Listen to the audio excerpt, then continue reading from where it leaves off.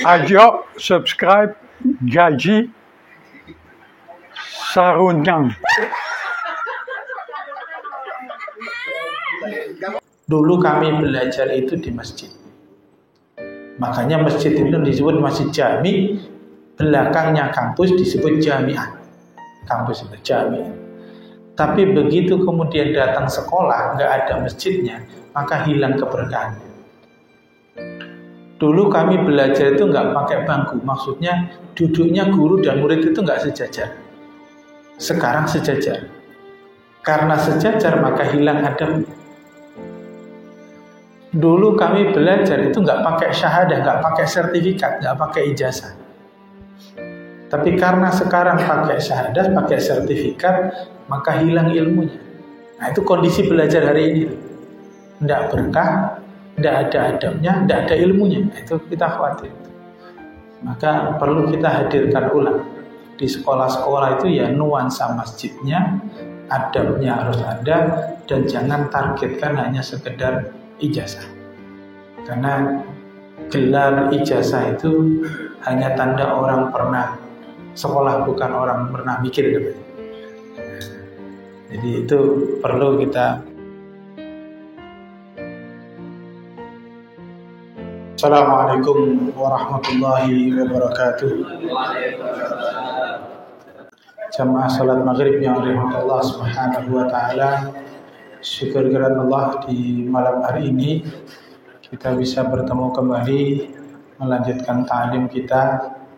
Tentu bagian dari ikhtiar kita untuk tetap menjaga keimanan kita di tengah situasi yang mungkin pekerjaan yang terlalu berat, situasi politik perdebatan yang kadang nggak ada ujung, atau mungkin juga banyaknya di antara keluarga, tetangga, sekitar kita yang sakit dan wafat. Semuanya kemudian bagian dari cara Allah mendidik kita untuk bisa lebih baik lagi. Karena itu juga belajar kita pun sama, kita niatkan untuk bisa menjadi lebih baik lagi.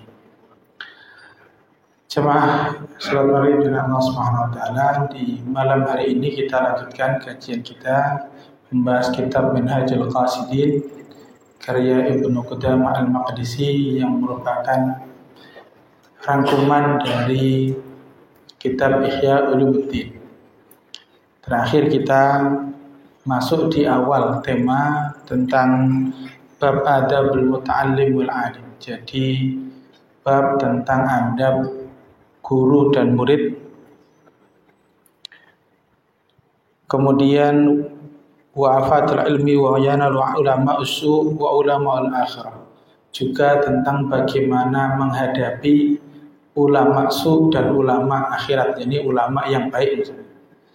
Jadi ada dua hal kita pelajari, yakni tentang adab guru dan murid, juga bagaimana kita melihat atau berinteraksi ketika ada ulama yang dianggap tidak baik, juga ulama yang baik. Nah, kita mulai.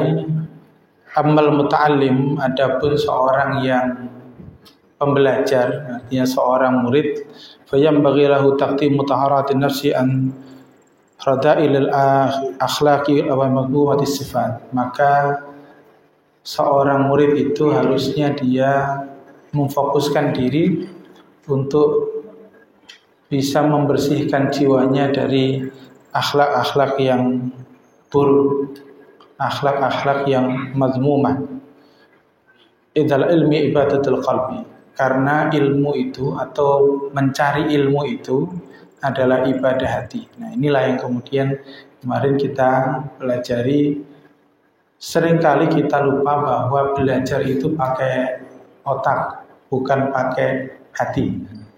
Padahal di Quran mengingatkan lahum qulubun la yaqiluna biha. Banyak orang itu punya hati tapi tidak dipakai mikir. Jadi mikir itu ternyata tidak pakai otak tapi pakai hati. Kalau kita yang belajar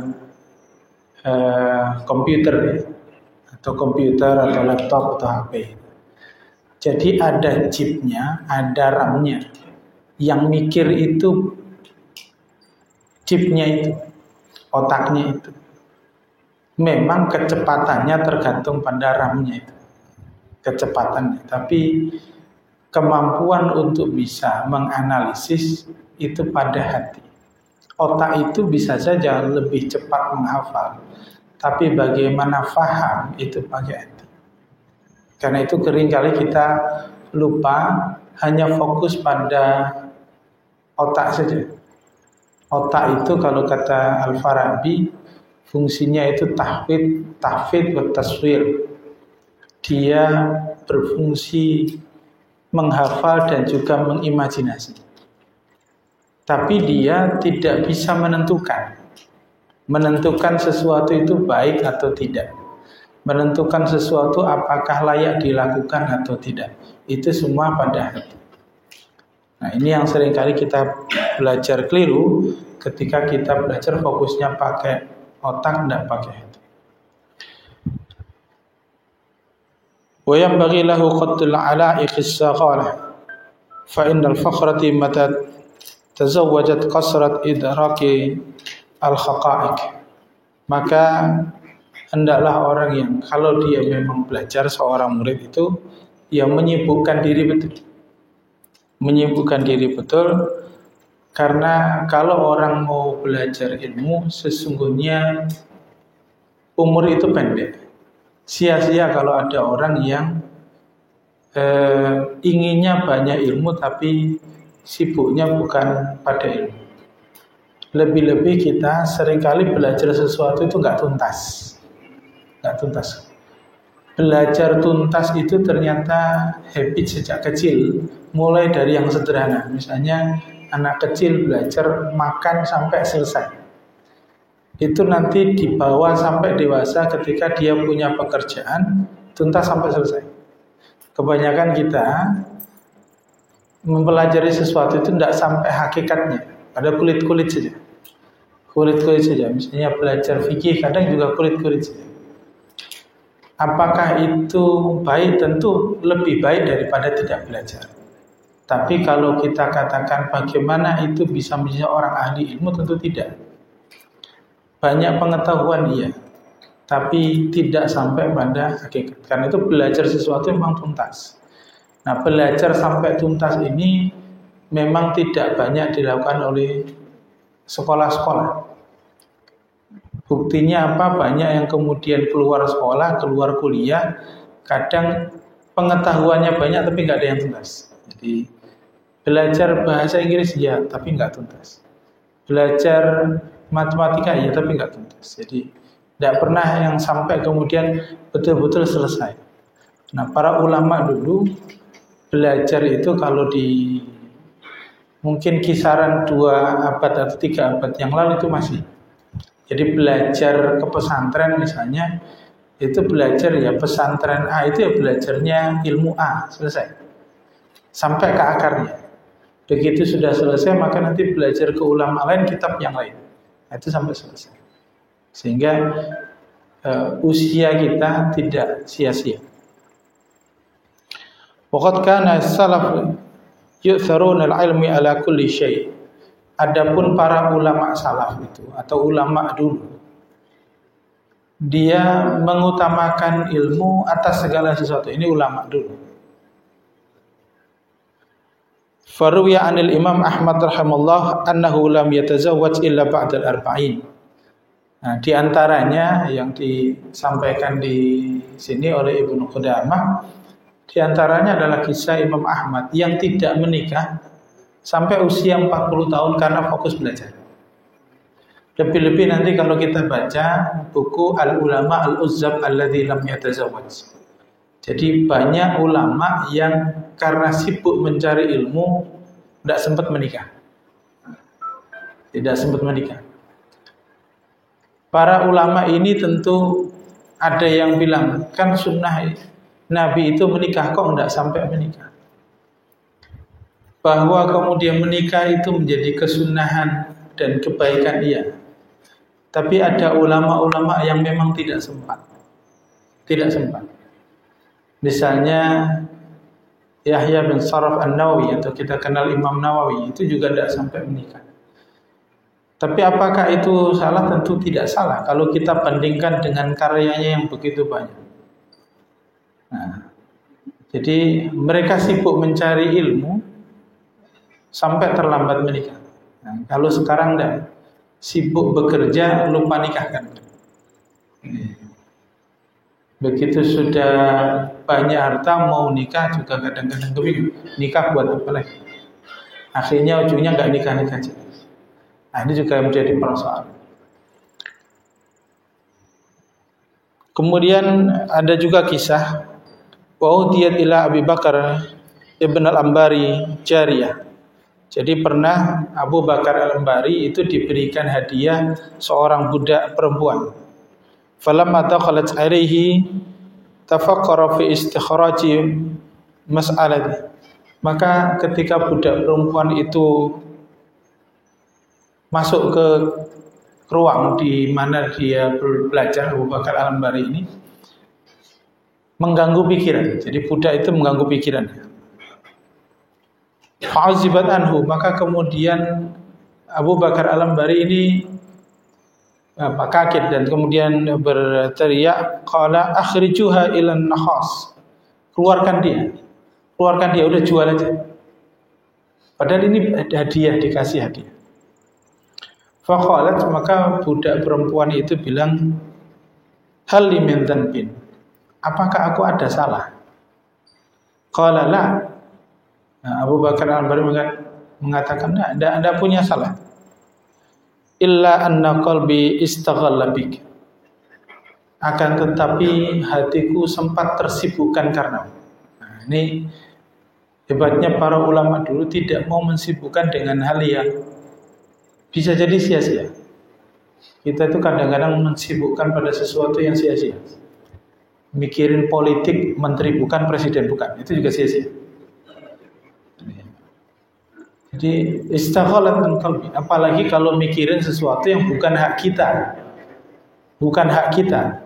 Mikirin perempuan yang bukan hak kita, itu sia-sia betul. Maka tentu itu mengganggu. Nah, contoh dari Abu Bakar al-Ambari ini, padahal itu sebenarnya hadiah. Karena memang hadiah untuknya. Tapi ketika mengganggu saat dia belajar, mencari ilmu, maka budak perempuan itu kemudian akhirnya dijual. Jadi itulah dulu para ulama selalu fokus. Atau misalnya kisah Imam An-Nawawi ketika kecil. Itu kisah yang kalau baca biografinya Habibie itu mirip. Jadi Habibie waktu kecil itu ceritanya tidak suka main. Jadi sampai nangis gara-gara nggak mau diajak main temennya. Nah, kalau sekarang enggak, nangis gara-gara nggak boleh main. Imam Nawawi pun sama, tidak suka main. Maka suatu hari ditanya oleh teman-temannya ketika sudah remaja, ditanya, ngapain di rumah terus main? Apa kamu nggak mau kumpul-kumpul dengan kami? Kata Imam Nawawi, apalagi yang aku sukai kecuali ketika aku di rumah, aku bisa berbincang dengan para sahabat dan Rasul. Itu artinya karena beliau belajarnya hadis. Jadi nongkrong sama siapa lagi yang lebih baik daripada nongkrong dengan para sahabat. Nah, belajar hadis itu kita memang nanti belajarnya ya tentang periwayat hadis, dan periwayat hadis dari Nabi ya para sahabat itu. Sehingga kita tahu akhlak para sahabat itu. Nah, itu yang dilakukan para ulama dulu ketika mencari ilmu. Wa maqadru mithliki ayyamna ani ilmi. Maka tadi Abu Bakar al-Ambari menambahkan bahwa yang seperti itu atau gangguan seperti ini tidak bisa aku tangani, bisa merusak bagaimana caraku mencari ilmu. Wa 'alal muta'allim ay yalqa zamamahu illa al-mu'allim ilqa' al-marid zamaman ila at-tabib fa yatawadha' lahu wa yubaligh fi khidmatihi. Maka hendaklah seorang murid itu ketika dia menghadap kepada gurunya seperti seorang yang sakit menghadap kepada dokter, seperti pasien menghadap ke dokter. Yang kalau pasien menghadap dokter itu udah nyerah aja. Yang namanya pasien hadap ke dokter itu ya terserah dokternya. Mau disuruh tiduran ya tiduran, disuruh duduk ya duduk, mau disuntik ya monggo. Itu pasti. Murid juga begitu. Nah, cuma adab ini mulai hilang dalam konteks pendidikan kita. Karena kadang-kadang murid itu merasa lebih berat. Dan kemarin beberapa berita cukup miris. Ada guru yang kemudian diketapel orang tua murid. Itu juga sungguh miris. Tapi itulah pendidikan kita. Dulu saya punya teman ketika ngajar pulang-pulang nangis. Ketika pulang nangis, saya tanya kenapa nangis? Ya marahin murid tapi muridnya ngomong gak enak. Emang muridnya ngomong gimana? Muridnya ngomong, Bu guru ngapain marah? Kan saya sekolah bayar. Nah, gak kebayang kalau kita guru, muridnya ngomong gitu. Jadi kita kengetin murid, muridnya ngomong. Maka itu hari ini. Jadi tidak bisa hikmah. Apakah itu juga dialami oleh dokter? Ternyata juga sama. Hari ini banyak dokter yang ngeluh. Nah, saya ngajar di Fakultas Kedokteran itu, tentu ngajar tentang kajian keislamannya. Jadi dokter-dokter itu ngeluh. Banyak pasien itu sebelum ke dokter itu googling dulu, begitu disampaikan sama dokternya, pasiennya bilang, Dok, tapi kemarin saya baca di Google nggak gitu. Jadi bantah. Ada ditunjukin bener. Padahal di Google itu juga nggak tahu yang nulis siapa juga nggak tahu. Dokter beneran juga siapa nggak tahu. Itulah kenapa dokter-dokter di internet itu kadang-kadang nulisnya selalu hanya singkat, nggak pernah detail. Karena khawatir salah diagnosa. Kita itu kan kadang-kadang salah diagnosa pada diri sendiri. Begitu ada benjolan, kepikiran kemana-mana. Jangan-jangan tumor. Cuma benjolan aja. Begitu tanya, ini tumor apa enggak dok? Ya definisi tumor itu memang benjolan. Semua benjolan namanya tumor. Tapi kalau dia sebagai penyakit ya bukan. Maka itu yang perlu kemudian kita kalau menghadapi guru, menghadap ke dokter, harusnya penuh hikmat. Kita yakin. Di sini juga nanti kalau kita belajar ta'limul muta'allim, komunikasi guru dan murid itu memang harus didasarkan pada keyakinan. Di antara gagalnya transfer ilmu adalah tidak yakinnya murid terhadap guru dan tidak yakinnya guru terhadap murid. Jadi muridnya ragu, ini guru sebenarnya ngerti apa enggak sih? Nah itu. Atau gurunya juga sebaliknya, ini murid diajarin gini juga sama aja, nggak ngerti-ngerti aja. Makanya Imam Ahmad mengatakan kalamul qalbi ilal qalbi yasri. Komunikasi itu kalau dari hati ke hati itu nyambung. Tapi kalau nggak disertai keyakinan bahwa yang mendengar itu nggak mampu, ya memang nggak mampu beneran jadi. Maka harus ada keyakinan itu. Waqad kana Ibnu Abbas radhiyallahu anhu ya'khudhu bi rikabi Zaid bin Thabit radhiyallahu anhu wa yaqul hakadha amarna an naf'al bi ulama'i. Nah, ini kisah tentang Ibnu Abbas yang suatu hari membawa tali kekang untanya Zaid bin Thabit. Ini kisahnya begini.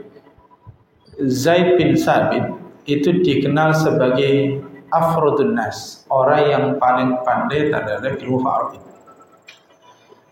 Ibnu Abbas itu dikenal sebagai turjumanul Quran, orang yang paham tentang Quran. Persoalannya Ibnu Abbas dan Zaid ini berbeda pendapat tentang waris. Nah, kita kalau jadi para sahabat mungkin juga kadang-kadang bingung ikut yang mana. Ikut yang mana tentang waris? Ikut Zaid apa ikut Abdullah bin Abbas? Kalau kita bilang ya ikut Zaid, Zaid kan paham tentang faraid. Iya, tapi faraid itu dasarnya Quran.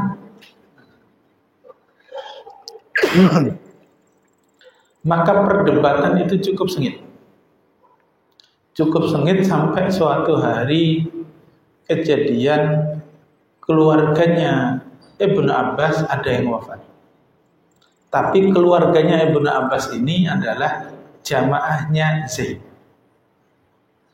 Nah, keluarga Ibnu Abbas yang wafat ini tanya kepada Ibnu Abbas bagaimana membagi warisannya. Maka apa yang dilakukan Ibnu Abbas? Ibnu Abbas kemudian memanggil Zaid untuk menghitung warisannya. Padahal sebelumnya mereka konflik.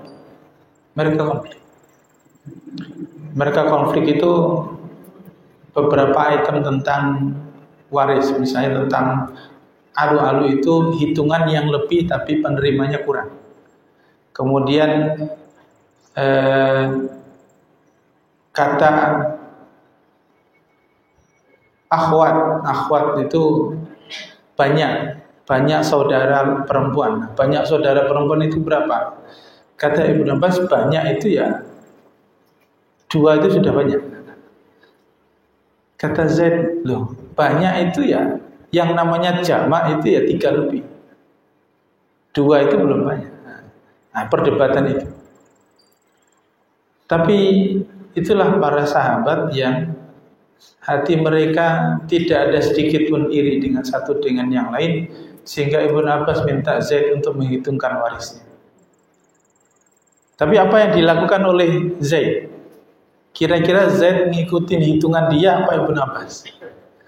Nah, uniknya Zaid kemudian menghitung harta keluarga Ibnu Abbas yang wafat itu dengan cara teorinya Ibnu Abbas. Jadi mereka begitu. Sehingga kemudian ketika selesai menghitung, kemudian mau pulang, di inilah ceritanya ketika Zaid kemudian naik unta, tali kekangnya itu kemudian dituntun oleh Ibnu Abbas. Nah, ketika itu kemudian Zaid bilang, apa yang kau lakukan ini? Maka Ibnu Abbas mengatakan, hakadza ma umirna ala ulama'ina. Inilah yang diperintahkan kepada kami untuk memuliakan ulama kami. Jadi itu ulama. Jadi enggak kekeh dengan ilmunya, lihat dulu di mananya. Nah, tapi kemudian ya Zaid kemudian juga enggak kemudian langsung besar kepala juga. Zaid kemudian minta, kalau begitu sini tangan. Nah, disodorkanlah tangannya Ibnu Abbas. Begitu disodorkan, kemudian tangan Ibnu Abbas itu dicium oleh Zaid. Begitu dicium, kemudian Ibnu Abbas tanya, kenapa kau cium tanganku? Maka Zaid mengatakan, hakadza ma umirna ala ahli baitina. Inilah yang diperintahkan kepada kami untuk memuliakan ahli bait. Itulah perdebatan. Jadi perdebatan para sahabat itu sangat keras, tapi ujungnya cium tangan. Itu bisa enggak? Sebenarnya di sejarah kita di Indonesia itu awal-awal kemerdekaan itu mirip. Betapa perdebatan konstituante Natsir dengan DNIT misalnya itu habis-habisan kalau kita lihat catatan-catatan sejarah itu, tapi pulangnya boncengan ngopi bareng. Lalu sekarang kan nggak ribut, tapi nggak mau ketemu. Gimana ngopi bareng, ribut nggak mau ketemu. Nah ini ulama. Nah inilah bagaimana adab terhadap para ulama yang seorang ahlul bait pun memuliakan seorang ulama, sehingga kita juga tetap memporsikan seseorang pada tempatnya. Sehingga enggak kemudian karena ahlul bait lebih tinggi dari ulama, juga tidak. Ulama juga tidak langsung merasa tinggi dengan yang lain. Wa mata takbiru muta'allim ayin yastafidu min ghairi mausuf bit taqdim. Maka kalaupun ada ketinggi hatian, kesombongan gitu ya. Seorang murid tentu tidak ada gunanya. Tidak ada gunanya ketika sifat itu muncul untuk dia. Fahuwa jahil. Kalau orang begitu ya dia bodoh. Murid kok lebih sombong daripada gurunya, itu bodoh. Li'annal hikmatu dhalatul mu'min aina ma wajada akhadha. Karena sebenarnya hikmah itu adalah sesuatu yang hilang dari seorang beriman. Artinya segala kebaikan itu harusnya dimanapun kita bisa dapatkan. Jangan memandang siapapun remeh. Ilmu itu bisa kita ambil bahkan dari pedagang kecil. Enggak selalu dari profesor. Mungkin dari tukang bakso, mungkin dari bahkan sekedar tukang parkir sekali. Asal itu membawa kebaikan, maka kita terima. Artinya ilmu itu tidak melihat siapa orangnya selama itu bukan kemaksiatan. Tapi kalau kemaksiatan lain lagi. Jadi jangan kemudian nanti ya kalau beli dari siapapun berarti dari koruptor juga nggak apa-apa, dari orang yang biasa berjualan juga nggak apa-apa. Bukan begitu. Maksudnya tanpa pandang bulu pada personil orang yang tidak melakukan kemaksiatan, meskipun dianggap rendah oleh masyarakat. Jadi bukan pada maksiat. Kalau yang ahli maksiat, tentu para ulama tetap tidak terima. Ahli maksiat tidak terima. Apalagi kalau kita belajar hadis. Belajar hadis itu ketat. Bohong sekali nggak diterima hadis. Bahkan kalau Imam An-Nasai itu termasuk al-mutasyaddidin yang agak keras. Saking kerasnya dianggap orang yang pernah ketahuan makan berdiri nggak diterima hadisnya. Orang yang pernah ketahuan kencing berdiri nggak diterima hadis. Karena kencing itu sunahnya duduk. Nah, cuma kadang-kadang kita ya jangankan kencing sambil duduk, banyak tempat-tempat umum bahkan masjid-masjid menyediakan tempat kencing berdiri. Padahal sunnahnya kencing sambil duduk. Nah, itu para ulama hadis tidak mau. Nah, jadi dimanapun bisa kita ambil, tentu bukan persoalan kemaksiatan. Wal yada'a ra'yatul li ra'yatil mu'allim. Maka hendaklah kita menghilangkan pandangan-pandangan yang buruk li ra'yil mu'allim, untuk melihat keburukan seorang guru. Jadi kita itu sebisa mungkin enggak tahu aibnya guru. Karena setiap orang pasti punya aib.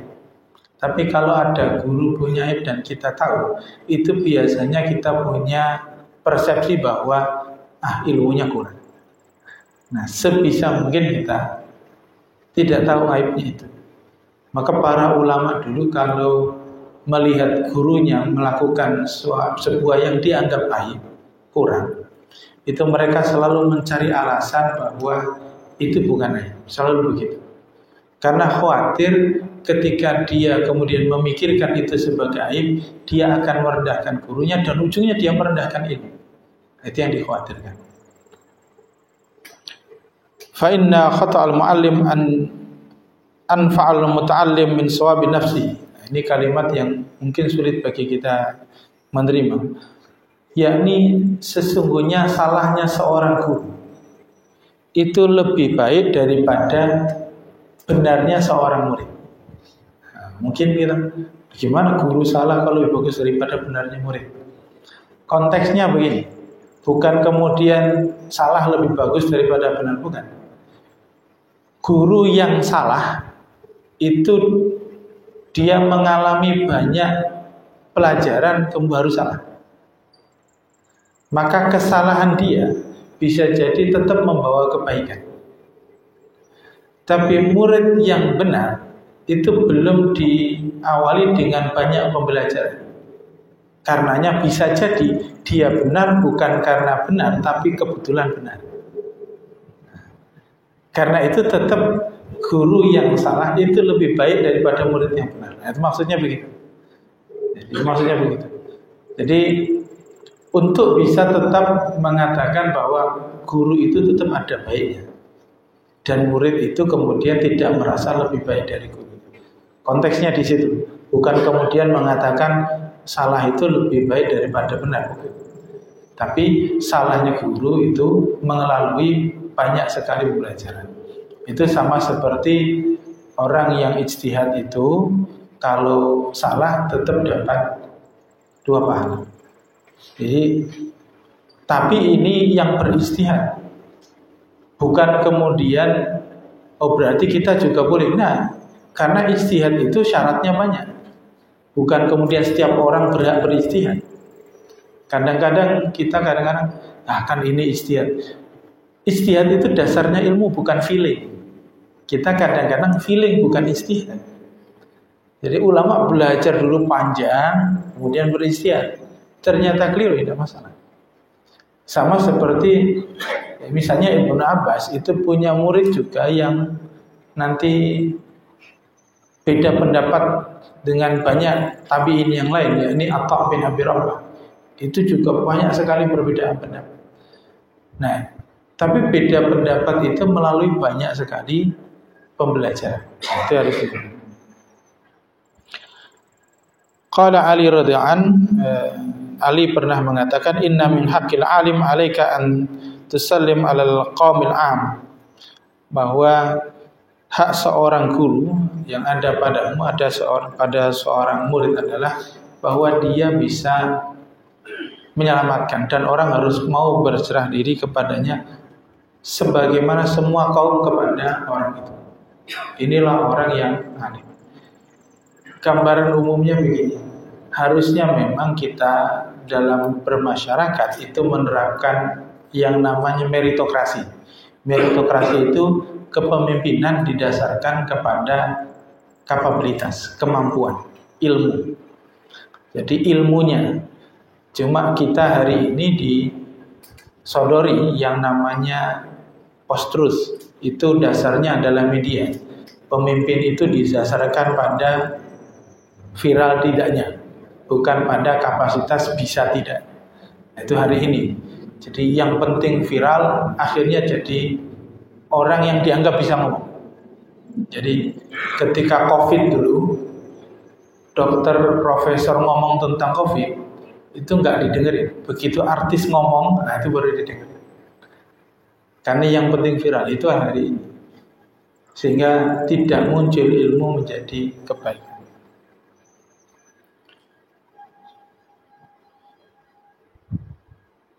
Wa anta jelis amamahu, maka hak lain juga hendaklah guru itu memang murid itu duduk di depannya, artinya selalu menghadap kepada guru. Wala tasyura inda biyadik, janganlah kita menunjuk-nunjuk dengan tangan kita, nunjuk-nunjuk guru, itu juga nggak boleh. Wala tughmar ba'ainik, jangan kita melototin guru, itu juga nggak boleh.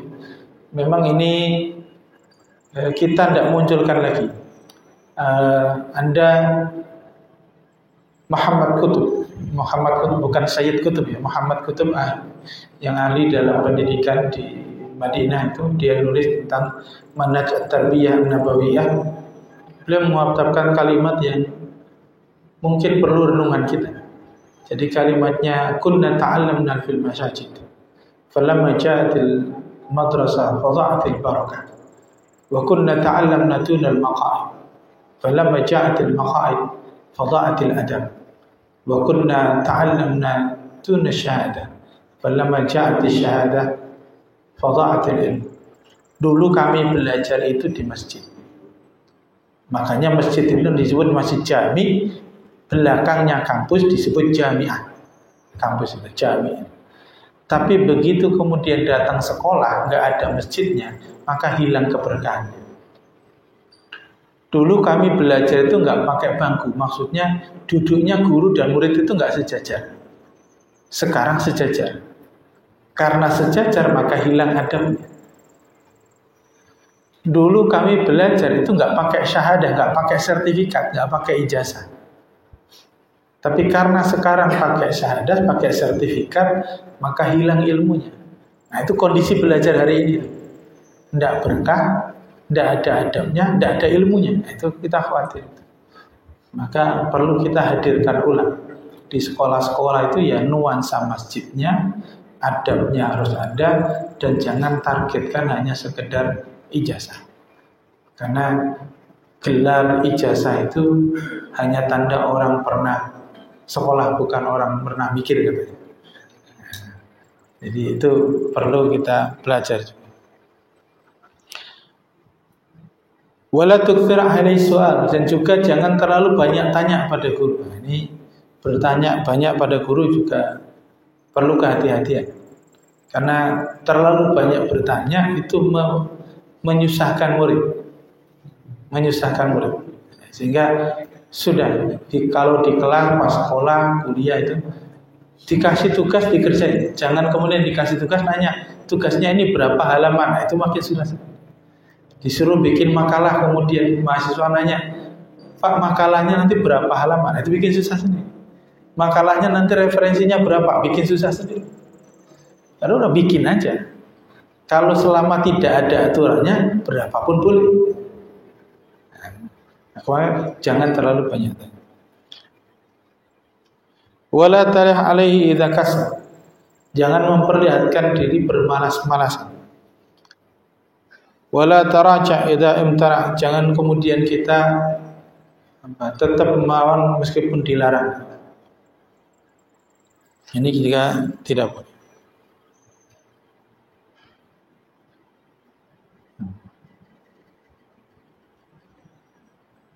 Kemudian la ta'khudhu bi thawbi idza nahar.